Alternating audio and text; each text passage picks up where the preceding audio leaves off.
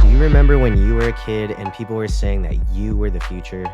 It's been said over and over and in many different ways, because for reasons that we are able to see clearly now, the world in that moment seemed like it could be better. Today, those kids are all grown up. We are the future and we are reimagining a better world. In the face of everything going on across the planet, we still love, hope, create, and have fun, because these are all the things we want for the future. But why wait until tomorrow? The future is now. We're here on the Reimagine Spokane podcast called The Future is Now. My name is Ryann Louie. My pronouns are they and them. I'm the executive director for Asians for Collective Liberation in Spokane. And I am here with the wonderful Sarah Dixit, who's wearing the Reimagine Spokane t-shirt that I failed to wear during the filming of our episodes. I'll remember next time.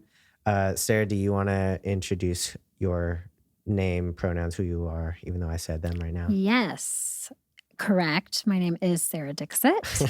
My pronouns are she, her. I am the organizing director at Pro-Choice Washington, which is an independent reproductive freedom organization that is statewide.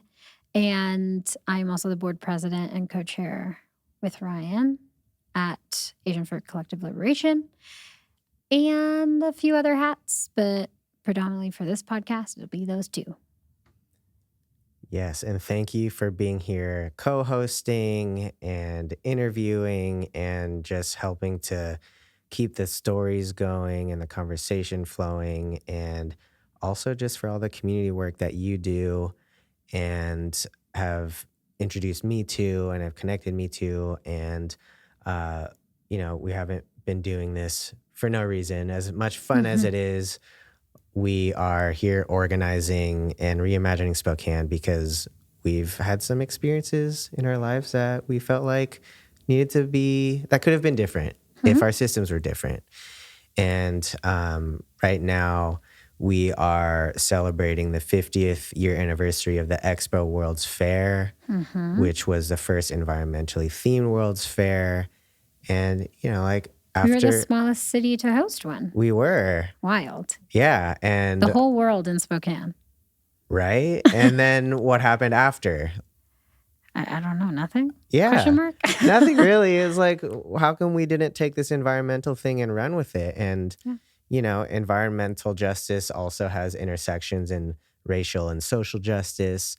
And I think for us, we both can see what changes can and need to happen in our community. And as we can continue to celebrate, even though the city's done celebrating it, like, how can we use this narrative to continue to push for change in our community?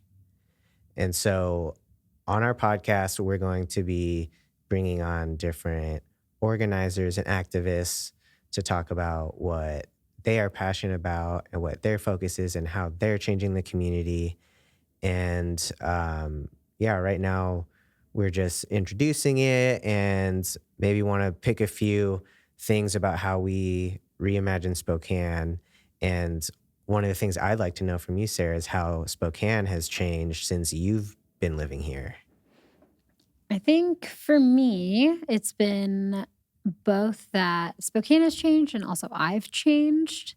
When I first moved up here, I moved from Southern California, and I hated Spokane when I first moved here. And the hatred grew in the winter because it was so cold, and I'm used to not that. So I think the first day it dropped below like 50 or 40. I was like, I made a huge mistake and I got a transfer. Thankfully, I had found really great community where I was. I went to Whitworth. So I stayed for my people and then learned to love Spokane. So when I moved out here was 2014. So this year is my 10-year anniversary. Happy anniversary. 10 for me, 50 for Expo. So that feels fun. Yeah. A fifth of it. I feel like Spokane has changed a lot in the ways in which it's invested in making our city kind of live up to it being the second largest in the state, and also through education by opening up all these institutions of learning and medical schools and nursing schools and Mm-hmm. all these other things. Just like bringing more people from everywhere else into Spokane. I think the biggest thing is trying to figure out the trick of having people stay here. So I think that's the biggest thing for Reimagining Spokane is how do we get other people to fall in love with this city like I have and like you have. Mm-hmm. And I think for myself, like I really learned how to love Spokane and really felt at home here and have been able to build a really unique community. And the fact that any of us can just pick up the phone and call a council member or the mayor, like it's much more accessible than in a larger city because a lot of people ask Ryan and I, like, why do you still live here? Like, you could go to Seattle, you could go to Portland. It's like, yeah, for sure. But like, I feel like in cities that are larger like that, it's much harder to get to the levers of power. So I think Spokane has really taught me how to kind of like take what's going on and make it better. And I have seen Spokane really grow in the past 10 years, and I'm excited to see it continue. Within the 10 years, we finally got great boba shops, and I think that has been very exciting for us. Yeah, we don't have to travel out of the city to get good boba anymore. Exactly. So that is a key way I've seen it change, and I'm very happy about it. What about you? I have similar sentiments that Also the boba? Yeah, exactly. That's number one, boba. We could get better ramen, but no, I feel like as I've changed and began to understand the world and the systems and how it works, that I've been just more knowledgeable to how Spokane has come to be. And it is one of those classic tales of colonization and capitalism, like just blatantly out in everything that is Spokane. And I am totally against that. And, Wow, you heard it here first. Ryan is against colonization. I'm against it, dude. It sucks. No, but I feel also that there's so many opportunities for improvement and for creating a world where all of us belong and I feel like we've been lucky to find those pockets of people and community that we can be our full selves.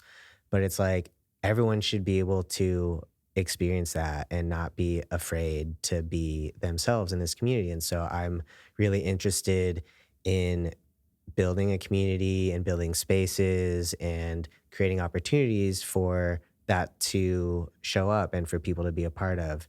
And yeah, like you, I grew up in Southern California, surrounded by people of color and had sports teams that were only Asian sports teams. And that was super exciting. And it was a vast difference between being the shortest person on like the white people team and then being the tallest person on the Asian only team. You are pretty tall. Thank you. I think. I don't know. I'm Sometimes 5'2". I am. Sometimes I slouch. Yeah. But, I just feel like I've found a home here, as many people have. And that for me, that means being able to be myself. And, there are still times where I don't feel safe and like I don't like going to certain places because I feel like it's not for me. And, I've just been thinking a lot about how the world has developed into the way it is. And I just see so many missed opportunities for it to be inclusive and equitable and just a loving place, really. And I think that's something that I am interested in doing, is just bringing more love and joy and healing into the community, because it just seems like we're missing that. And so when I think of our podcast and how we called it The Future Is Now, because there's no better time to act and take action and to make change happen than now, because we were those young people where adults would say like, you are the future. I'm like, hey, I'm growing up now. We've been given a chance, and we're doing the things in our community that are making it a better place. And so we're just here to bring more people and stories and voices on that are also doing that, and to inspire other people to be a part of it. Absolutely. So stay tuned for more episodes. We're going to be bringing on some awesome people, and we can all reimagine Spokane together. Thanks, everyone. We're excited to go on this metaphorical journey with you. Woohoo. I Woohoo. like the I like voice that crack. one. Woohoo. Not quite. Woohoo. Just keep that ending. On Saturday, October 19th from 12 to 9 p.m. at the Chameleon, come out to vote at our free ballot party, Better World, Better Vote. Agents for Collective Liberation and partners are bringing the party to politics and civic engagement, because we can't imagine changing the world without having a little fun. Thank you so much to our sponsor, Empire Health Community Action Fund, our producer, Fohrm Studio, our music producers, Ryann and Kyle, and to our listeners and voters for helping to create a future that we can have now. Thank you for listening to The Future Is Now. Currently, Reimagine Spokane is a program of Agents for Collective Liberation in Spokane. It was the brainchild of Executive Director Ryann Louie, as the feeling and energy that we intend to belong and be accessible to everyone so that they can join us and others in creating a new Spokane. For more info, check out our website at reimaginespokane.us and find us on social media at Reimagine Spokane. Better World, Better Vote is just around the corner, and we would love to see you there. Beep.